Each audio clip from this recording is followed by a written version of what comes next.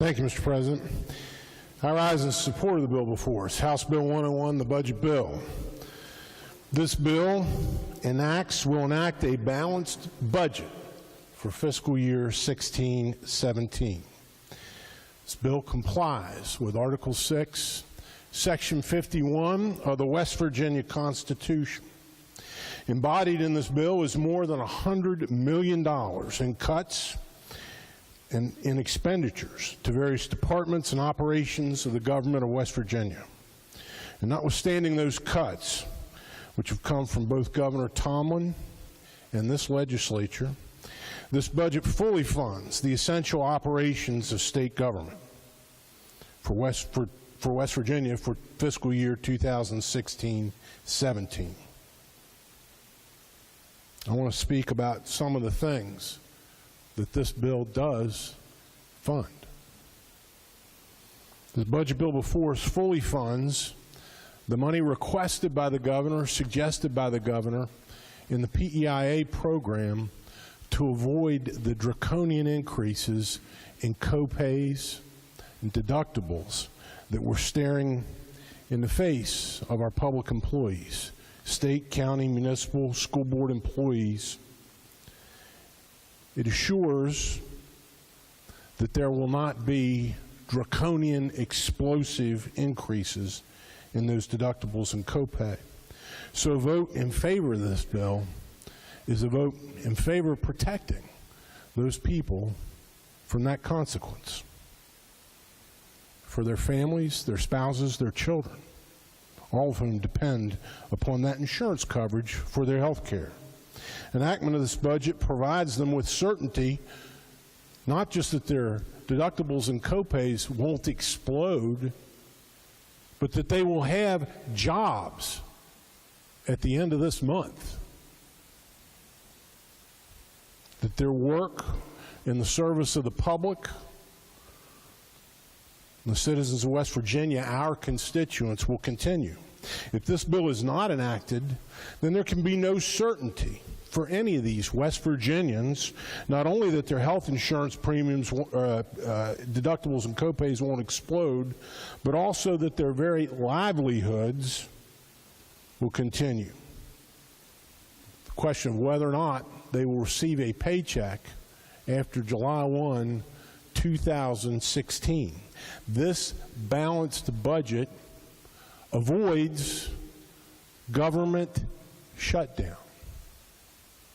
The consequences of government shutdown for the state of West Virginia would be catastrophic, both for the state government and for its citizens, and it would take years for this state to recover from such a colossal tragedy.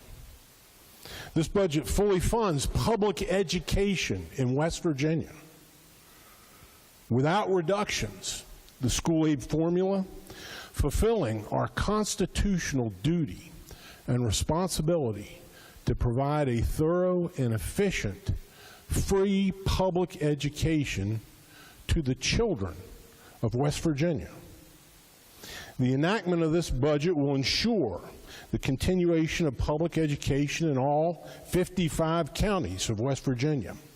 The failure of this bill to be enacted jeopardizes the education of our children. This legislature has for years and years expended energy and effort trying to improve public education throughout West Virginia, to give the children of West Virginia the opportunities that come only from a first-rate education. And while that journey toward improvement and excellence is never complete, it will come to an abrupt end, an abrupt halt, if we fail to pass a budget.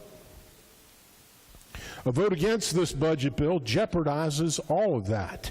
Our deliberations over what are the appropriate standards for education and learning for our children will all be moot if on July 1st the teachers and principals are unemployed because we have failed to enact a budget.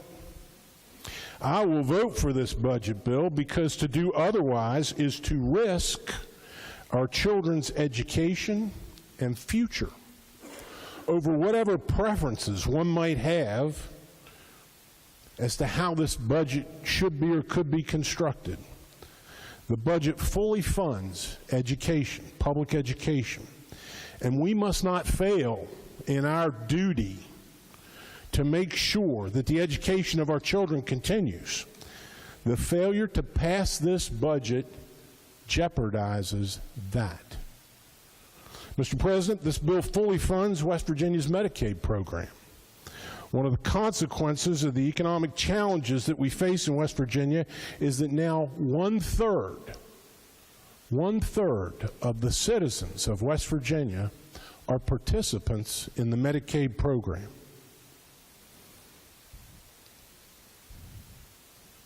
The monies that this legislature appropriates to the Medicaid program, well in excess of $1 billion, draw down multiples of that in federal dollars.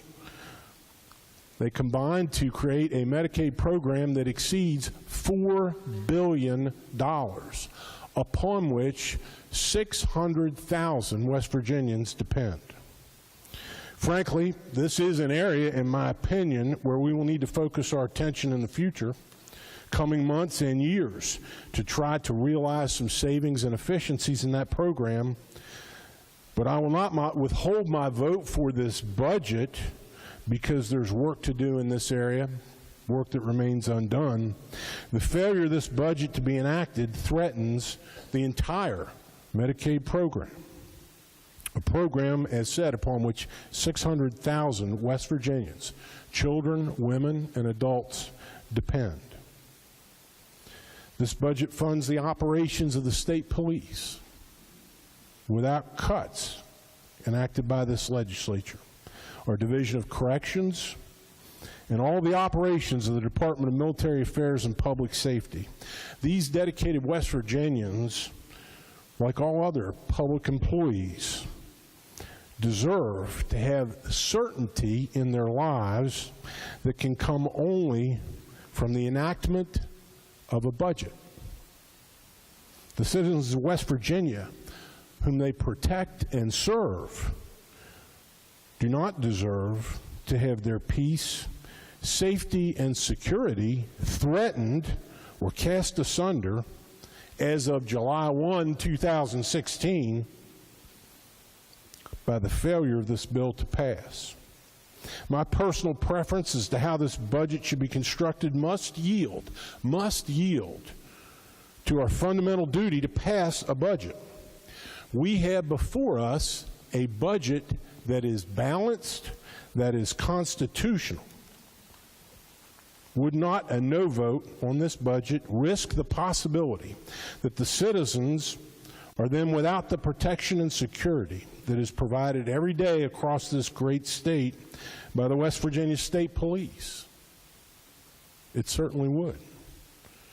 Mr. President, all across this state, in every county of this state, newly graduated high school seniors are making plans to enter college in 2 months, depending, many of them, on receipt of the promised scholarship. This budget funds the promised scholarship. What do we say to those children? We have literally thousands of students already in colleges and universities across West Virginia, Mr. President, who've already commenced their collegiate education under promised scholarships.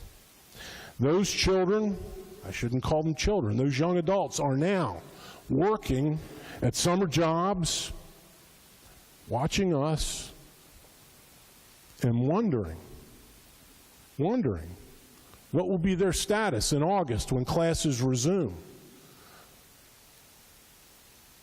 Will the rug be yanked out from under them because we have failed to pass a budget?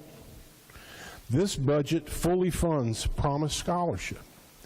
keeping the promise that this legislature has made to those students. High school students getting ready to enter college, college students who've already begun their education. If we fail to pass this budget, we will expose these young men and women to the possibility of a broken promise, disruption in their futures, the loss of West Virginia's investment in their higher education. This budget fully funds the operations of the judicial branch of the government, and with some modest cuts, the operations and activities of the Board of Public Works. The budget bill before us appropriates money from special revenue accounts and for special revenue activity, including the Highway Trust Fund. Given the challenges that we face with our transportation infrastructure in this state, can we afford to risk that on July 1st, 2016, cessation of road maintenance in West Virginia? The failure to enact this bill threatens that important work and jeopardizes the safety of West Virginians on the roadways. Mr. President, there are thousands of West Virginians who are receiving retirement benefits right now. Many people who've spent their entire lives working for the state of West Virginia. People who have, in many cases, make do from period to period on modest retirement incomes. The budget before us, as we heard during the Strike and Insert Amendment, fully funds the retirement benefits that we pay to those people who devoted lifetimes of service to the citizens of West Virginia. This budget funds the amortizing payments that this legislature must make this year on the state's unfunded pension liabilities. Can we countenance, Mr. President, not living up to those obligations? If we fail to enact this budget, is there any certainty that any other budget will be enacted between now and the end of this month? I see none. Do we believe, Mr. President, that the public retirees from whom we have all heard will see some alternate budget on the horizon that would be preferable to them?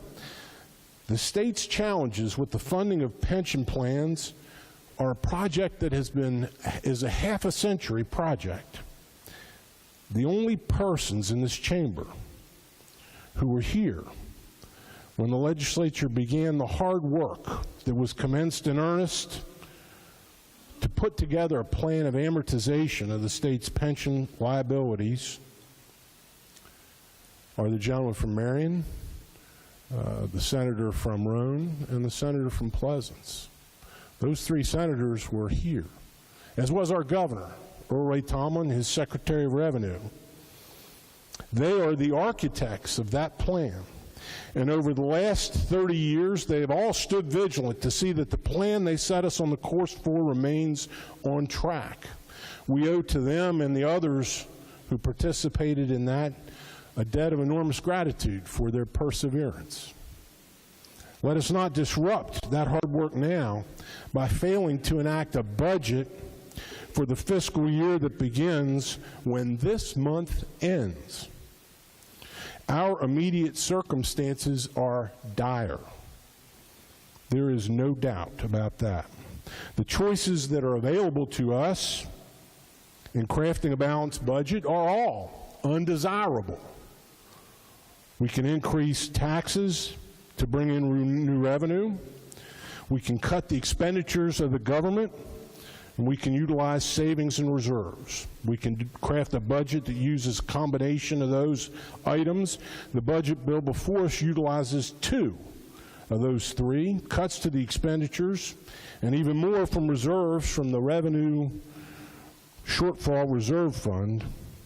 New revenues are absent.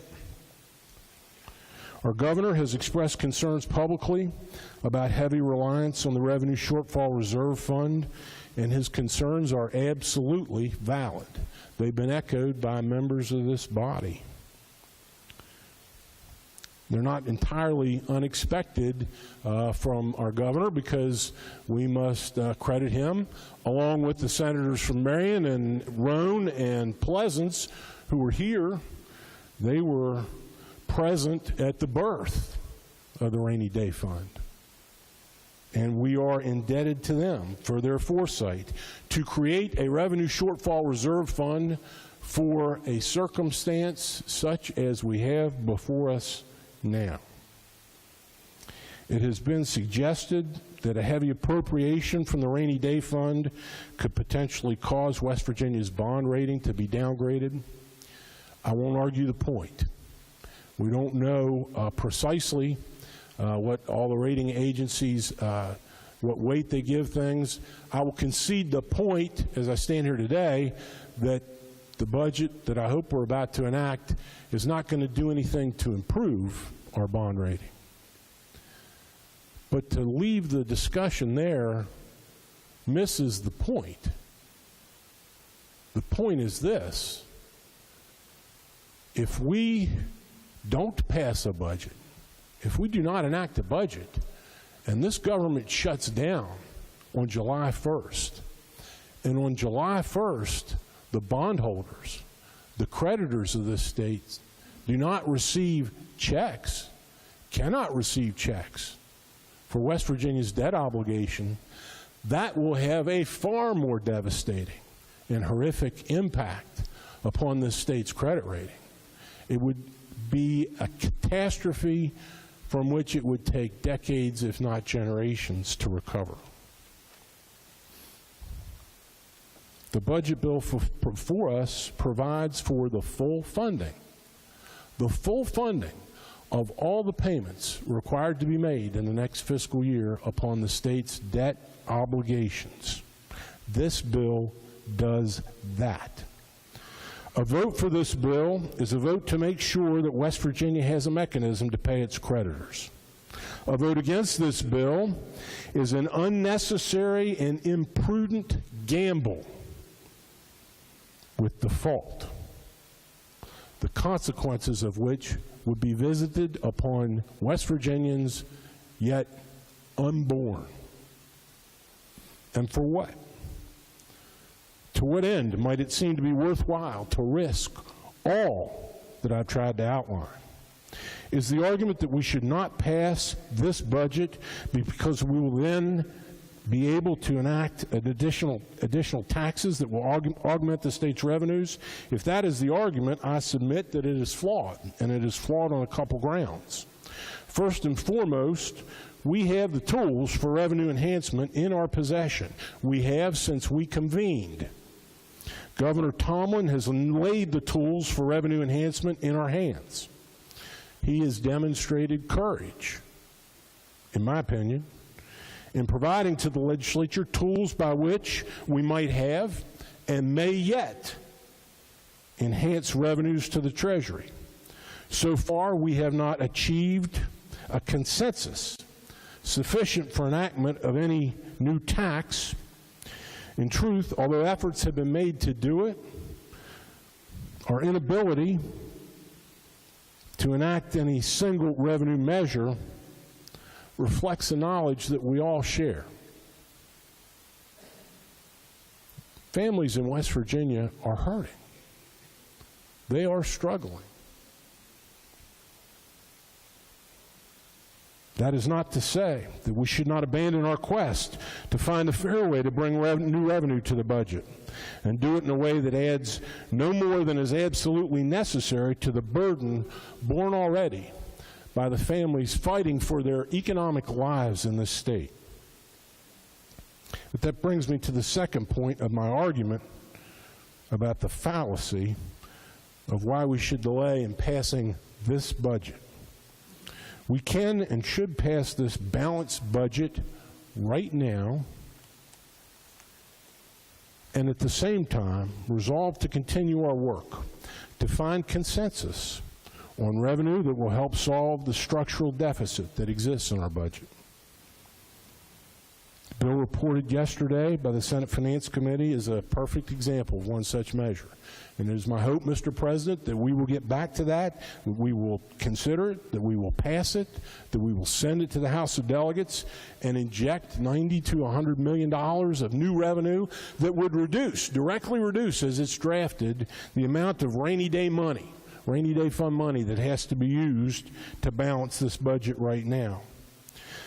The difference, it doesn't matter the chronology, the order in which those things occur, but the difference, the critical difference is this. If we go ahead and pass this budget now, as we should, it ends the threat, the angst, the torture that the people of West Virginia are feeling now about whether or not we are going to have Armageddon at the end of this month. We must pass this budget now, and we should end that angst and work ahead. As said, our choices: raising taxes on people who are struggling, cutting basic fundamental operations of government and services that are provided to the people, or utilizing and thereby diminishing our reserves, are not pleasant choices, any of them. Certainly no member of this legislature came to Charleston thinking, boy, I hope I get to do one of those three things. They're all unpalatable. But I would suggest, Mr. President, that none of them, and no combination of them, is as horrible as the specter of not passing a budget and having this government shut down. So, Mr. President, I will vote for this budget bill because, number one, as said, it cuts more than $100 million in expenditures in various programs of the state. Two, it keeps the promise and funds the promised scholarships the children around West Virginia have earned through their hard work. Three, it keeps the retirement checks moving to the people who worked for them, who earned them. Four, it funds Medicaid, provides security and health care for the 600,000 West Virginians who depend on it. Four, it solves the problem with the funds suggested by the governor for the funding of PEIA. Five, it eliminates the question of whether or not on July 1st people will continue to have their jobs. Six, it fully funds the school aid formula and makes sure that the future of the children of West Virginia will remain as bright as it should be with a thorough and efficient education. The bill funds the state police, those officers, makes them available after July 1st to respond to emergencies and our citizens. Finally, passage of this budget will allow the state to pay its obligations, its bonded indebtedness to its creditor, thereby saving the state's credit, reputation, and rating from a far worse injury than will befall the state as a result of a large invasion of the rainy day funds. For all those reasons, Mr. President, I intend to vote for this budget, and I urge my colleagues to do the same.